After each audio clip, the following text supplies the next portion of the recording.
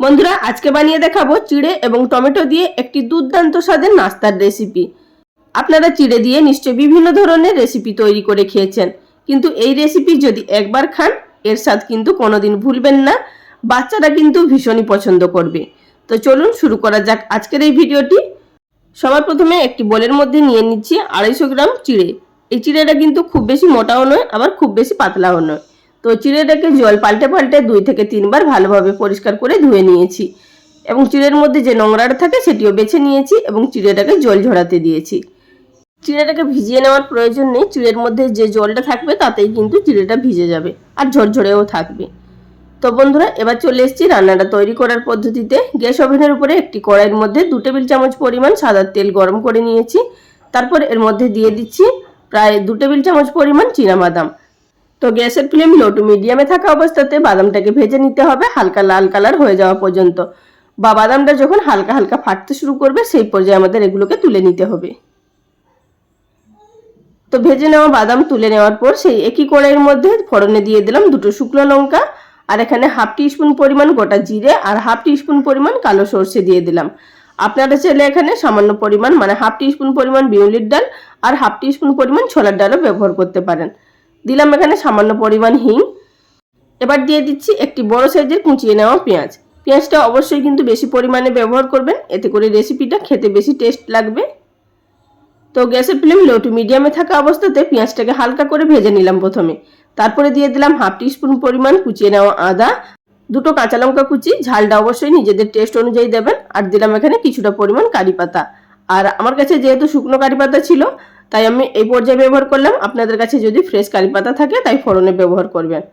এবার এর মধ্যে বেশ কিছু সবজি ব্যবহার করছি, যেমন গাজর, বিনস, আলু এবং মটরশুঁটি। আপনারা এখানে সবজিটাও নিজেদের পছন্দ অনুযায়ী নিতে পারেন, এখানে আপনারা ফুলকপিও অ্যাড করতে পারেন। আর সমস্ত সবজিগুলো ছোট ছোট করে কেটে নিয়েছি। সবজি হালকা ভেজে নেওয়ার পর দিয়ে দিলাম স্বাদ মতো নুন, নুনটা অবশ্যই বুঝে দেবেন, আর দিয়ে দিলাম হাফ টিস্পুন পরিমাণ হলুদের গুঁড়ো। নুন হলুদটা দিয়ে দেওয়ার পর আবারও এটিকে ভালোভাবে নাড়াচাড়া করে মিশিয়ে নেব। বন্ধুরা ভিডিও চলাকালীন ছোট্ট একটি অনুরোধ, যদি আমার চ্যানেলে কেউ নতুন দর্শক বন্ধু হয়ে থাকেন আর ভিডিওটি দেখার পর যদি আপনাদের ভালো লাগে চ্যানেলটি সাবস্ক্রাইব করে নেওয়ার অনুরোধ রইল। পাশে থাকা বেল বাটনটি অবশ্যই প্রেস করে রাখবেন, এতে করে পরবর্তী ভিডিওর নোটিফিকেশন সবার আগে পেয়ে যাবেন আর সেখান থেকে আপনারা নিজেদের সময় অনুযায়ী দেখে নিতে পারবেন। তো আমার এখানে প্রায় ভাজা হয়ে গেছে। এই পর্যায়ের মধ্যে অ্যাড করে দিলাম হাফ টিস্পুন পরিমাণ ম্যাগি মশলা, দিয়ে দিলাম হাফ টিস্পুন পরিমাণ লঙ্কা গুঁড়ো। যেহেতু আমরা এখানে কাঁচা লঙ্কা কুচি ব্যবহার করেছি, লঙ্কা গুঁড়োটা কিন্তু অবশ্যই বুঝে দিতে হবে। আবার এটিকে নাড়াচাড়া করে মিশিয়ে নিলাম।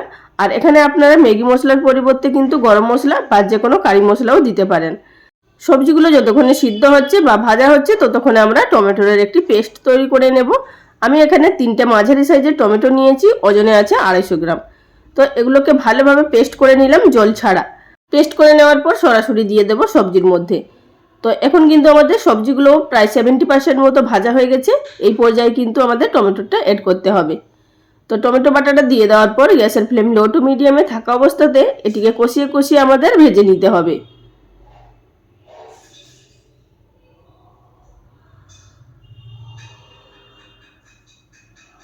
এখানে কিন্তু টমেটোটা প্রায় ভাজা হয়ে এসছে এবং সবজিগুলোও সিদ্ধ হয়ে গেছে। এর মধ্যে কিন্তু কোনো রকমভাবে জল ব্যবহার করব না, আর এর থেকে বেশি ভাজলে কিন্তু তলার দিকে লেগে যাবে, সুতরাং ঠিক এইভাবেই আমাদেরকে ভেজে নিতে হবে। এবার দিয়ে দেবো আগে থাকতে জল ঝরিয়ে রাখা চিড়েগুলো। এবার আপনাদের দেখিয়ে দিচ্ছি যে চিড়েগুলো কিন্তু একদমই নেতিয়ে যায়নি, অথচ কিন্তু ঝরঝরে আছে।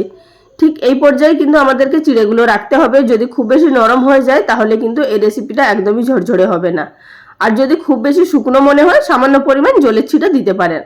তো আমার এখানে চিড়েটা নরম হয়ে গেছে এবং চিড়েটা ঝরঝরেও আছে, তো সুতরাং আমি এখানে আর জল ব্যবহার করব না। গ্যাসের ফ্লেম লো টু মিডিয়ামে থাকা অবস্থাতে এটিকে খুব ভালোভাবে নাড়াচাড়া করে মিশিয়ে নেব। তো আমার এখানে মিশিয়ে নেওয়া হয়ে গেছে। এবার এর মধ্যে দিয়ে দেবো আগে থাকতে ভেজে রাখা চীনাবাদাম এবং কিছুটা পরিমাণ ধনেপাতা কুচি। আর দেবো এর মধ্যে 1/4 টিস্পুন পরিমাণ গরম মশলার গুঁড়ো, একদমই সামান্য পরিমাণ ব্যবহার করতে হবে। এবার এই সমস্ত উপকরণগুলোকে খুব ভালোভাবে নাড়াচাড়া করে মিশিয়ে নেব। মিশিয়ে নিলেই তৈরি হয়ে যাবে আমাদের আজকের এই টমেটো চিড়ে। তবে বন্ধুরা টমেটো দিয়েছি বলে ভাবছেন যে টক লাগবে, একদমই টক লাগবে না। আপনারা অবশ্যই একবার বানিয়ে দেখবেন, খেতে কিন্তু ভীষণ টেস্টি হয়। বিশেষ করে তো বাচ্চাদের খুব ভালো লাগবে এটি কিন্তু আপনারা স্কুল, কলেজ, অফিসের টিফিন বক্সেও দিতে পারেন বা সকাল বিকালে জলখাবার হিসেবেও বানিয়ে খেতে পারেন। তাহলে বন্ধুরা, রেসিপি কেমন লাগলো অবশ্যই লাইক কমেন্ট করে জানাবেন। আজ এই পর্যন্ত, সবাই ভালো থাকবেন, ধন্যবাদ।